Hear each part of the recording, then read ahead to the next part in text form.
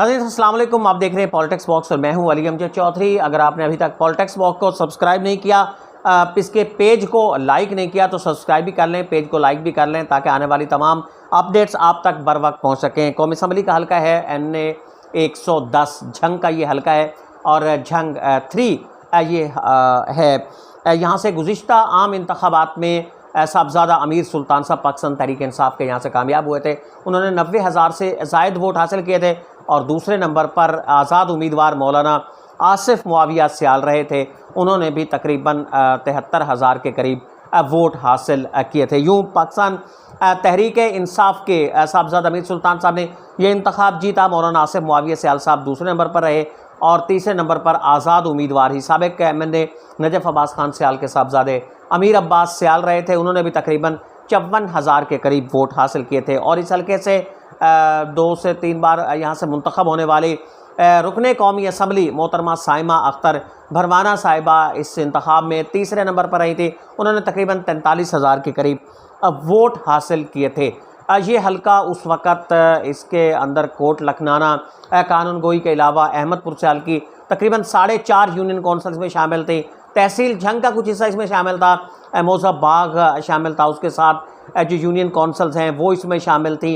हवेली लाल की जो union council है, मल्लुवाना मोल की जो यूनियन कौंसल है, इस तरह की यूनियन कौंसल्स इसमें शामिल थी। हवेली बहादुर शाह इसमें शामिल था। लेकिन उस वक़्त इस हल्के का नंबर था NA 116 यानी NA 116। अब जो नई हल्का बंदी आई है उसमें इस हल्के का नंबर भी तब्दील कर दिया गया है। अब ये NA 116 नहीं है बल्कि NA 110 है। हतमी जो फहरिस्त इलेक्शन कमीशन ऑफ पाकिस्तान की तरफ से वो चस्पा कर दी गई है, उसको जारी कर दिया गया है। और इस हल्के इसके मुताबिक तहसील अहमदपुर सियाल इसमें मुकम्मल होगी।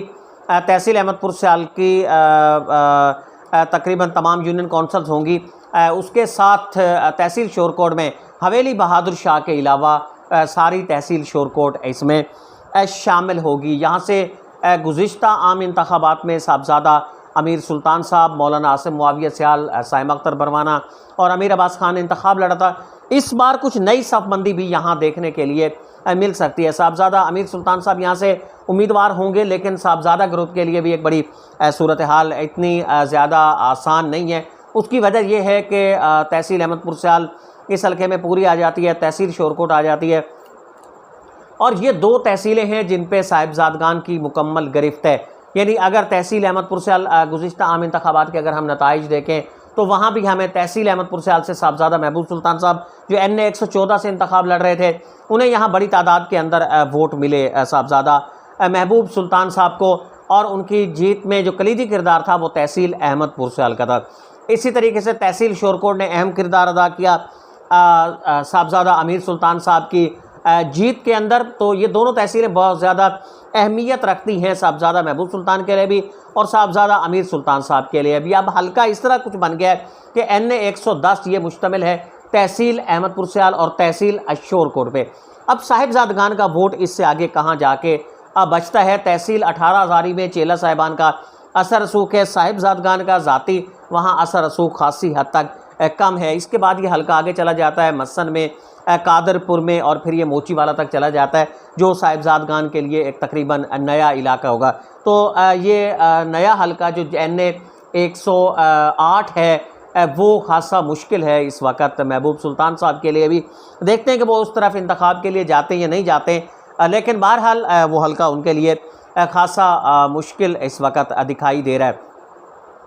NA 110 अब ये तहसील अहमदपुर सियाल और शोरकोट में। अब साहिबजादान की सूरत हाल क्या होगी ये भी बड़ा अहम सवाल है और ये वही सूरत हाल पैदा हो गई है जो 2018 के आम इंतखाबात से कबल पैदा हुई थी। यही वो हल्का था, यहीं तक इस हल्के की हदबंदी की गई थी और तब भी साहिबजादगान के हवाले से बड़ी खबरें उस वक़्त फैली हुई थी कि साहिबजादगान में भी कोई इस किस्म का रिफ्ट आ सकता है। लेकिन बाद में वो हल्का बंदी तब्दील हो गई और इस तरह जो एक रिफ्ट की सूरत हाल थी वो साहिबजादगान में पैदा नहीं हो सकी। अब तक साहिबजादगान का इत्तफाक बड़ा मिसाली है। आने वाले दिनों के अंदर ये सूरत हाल कहाँ तक जाएगी कि इंतखाब जो हल्का बंदी हुई है इसमें देखना होगा कि अब सूरत हाल किस तरफ जाती है। क्योंकि साइमा अख्तर भरवाना साहिबा पहले चूँकि तहसील झंग का कुछ हिस्सा भी शामिल हुआ करता था जहाँ उन्हें अच्छा वोट बैंक उनके पास था। तो साइमा अख्तर भरवाना इस हल्के से इंतखाब लड़ती थी। अब तहसील अहमदपुर चाल उनके लिए तकरीबन बिल्कुल नहीं है। अगर हम गुज़िश्ता आम इंतखाबात के नताइज भी देखें तो यहाँ इन्हें तकरीबन चंद वोट मिले थे, मेरे ख्याल में 27 या 28 के करीब उन्हें वोट मिले थे। उस वक़्त 4.5 यूनियन कौंसल है। इस तनासब को अगर देखा जाए तो तहसील अहमदपुर चाल से साइमा अख्तर भरवाना को कुछ ज़्यादा वोट मिलने की उम्मीद नहीं है। ये उन्हें वोट तमाम तरह हासिल करना होगा। अगर उन्हें जीत के लिए लड़ना है तो तहसील शोरकोट पे ही इन्हसार करना होगा। और तहसील शोरकोट साहबजादा अमीर सुल्तान का ज़्यादा इन्हसार भी तहसील शोरकोट पे होगा। मौलाना आसिम मुआविया सियाल का इन्हसार भी तहसील शोरकोट पे होगा। तो ये बड़ी सूरत हाल साइमा अख्तर भरवाना साहिबा के लिए कुछ ज़्यादा बेहतर इस वक्त नहीं है। एक और नया अलाइंस है जो इस वक्त आ सकता है और जिसकी कोशिश काफ़ी अरसे से की जा रही है कि सियाल अलाइंस के नाम से एक ऐसा ग्रुप सामने आएगा कि जो सियाल अज़म की बुनियाद पे यहाँ से इंतखाब लड़ सकता है। अब इसमें कौन शामिल होगा, कौन इसके साथ साथ होंगे, ये तो फैसला आने वाला वक्त करेगा।